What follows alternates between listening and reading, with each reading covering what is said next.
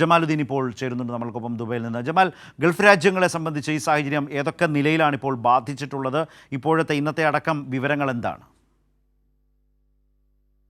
11ാം ദിവസം പിന്നിടുമ്പോഴും ഗൾഫ് മേഖലയിൽ ആശങ്ക നിലനിൽക്കുകയാണ്. അതിന് പ്രധാനപ്പെട്ട കാരണം ഇപ്പോഴും ഗൾഫ് മേഖലയിലേക്കുള്ള ഇറാന്റെ ആക്രമണം തുടരുന്നു എന്നത് തന്നെയാണ്.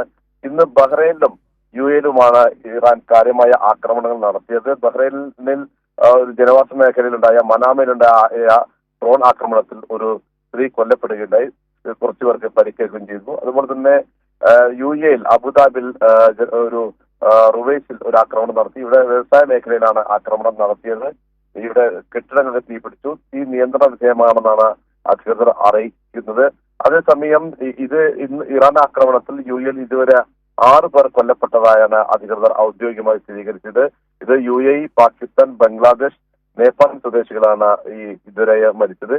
ഇന്ന് 5 പേർക്ക് കൂടി പരിക്കേറ്റു. ഇതോടെ പരിക്കേറ്റവരുടെ എണ്ണം UAE-യിൽ ആകെ 122ആയി. ഇന്ന് UAE ലക്ഷ്യമാക്കി 9 മിസൈലുകളാണ് വന്നത്. 35 ഡ്രോണുകളെയും പ്രതിരോധ മന്ത്രാലയം നേരിട്ടു. 9 ഡ്രോണുകൾ രാജ്യത്ത് പതിച്ചതായി മന്ത്രാലയം വ്യക്തമാക്കിയിട്ടുണ്ട്.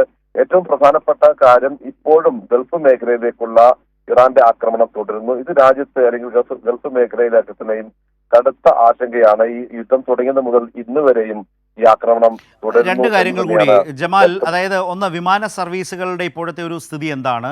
അതുപോലെ തന്നെ ഓയിൽ സെക്ടറിന്റെ അവസ്ഥ എന്താണ്?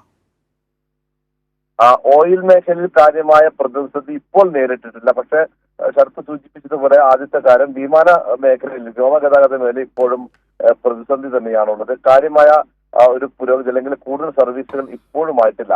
പരിമിതമായ സർവീസുകൾ മാത്രമാണ് ഗൾഫ് മേഖലയിലേക്ക് തിരിച്ചും നടത്തുന്നത്. പ്രത്യേകിച്ച് ഇന്ത്യയിലേക്കൊക്കെ തന്നെയും വിമാന സർവീസുകൾ ഇനിയും പൂർണ്ണ തോതിലാകാൻ ദിവസങ്ങളെടുക്കും.